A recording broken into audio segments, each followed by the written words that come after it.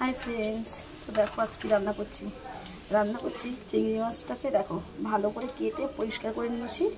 আর এখানে দেখো গাঠি নিয়েছি, ভালো করে গাঠিটাকে হালকা করে সেদ্ধ করে নিয়েছি, আর আলুও কেটে নিয়েছি। আর মশলার মধ্যে দেখো এখানে টমেটো আর কাঁচা লঙ্কা বাটা আছে। দিয়ে দিলাম তেলের উপরে মানে তেজপাতা, আর ফোড়নে দেবো রাঁধুনি। দিয়ে দিলাম তেলের উপরে টমেটো আর কাঁচা লঙ্কা বাটা দিয়ে ভালো করে একটু নেড়ে নেব। দিয়ে দেবো 1 চামচ হলুদ গুঁড়ো, দিয়ে দেবো 1 চামচ জিরের গুঁড়ো, 1 চামচ ধনের গুঁড়ো।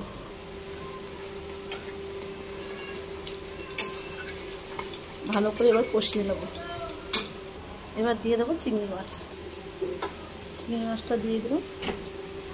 চিংড়ি মাছটা কিন্তু ভাজবো না।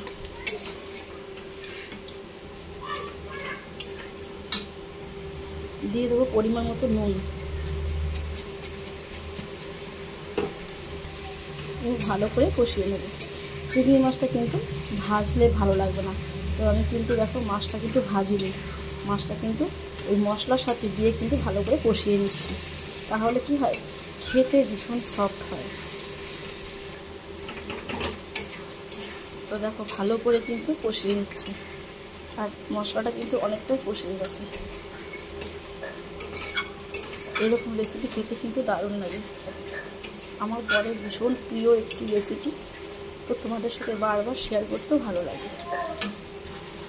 এবার দিয়ে দেবো গাঠি আলু। ভালো করে আবারও কষিয়ে নিতে হবে।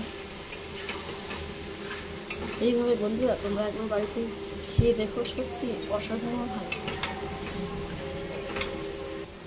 এই রান্নাটা কিন্তু আমি ঢাকা দিয়ে করবো, আমি ওটা ঢাকা দিয়ে দিলাম।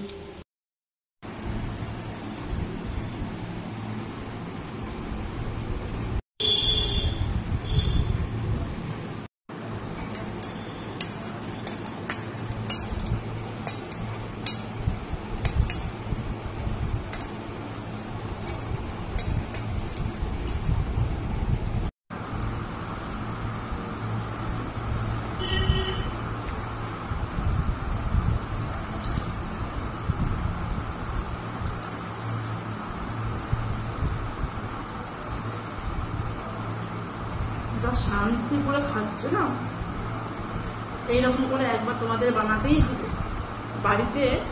এই গাঠি দিয়ে আলু দিয়ে চিংড়ি মাছ দিয়ে তোমরা এইভাবে একবার রিকোয়েস্ট থাকবে বানিয়ে দেখো, দারুণ লাগে খেতে, ভীষণ টেস্টি হয়েছে।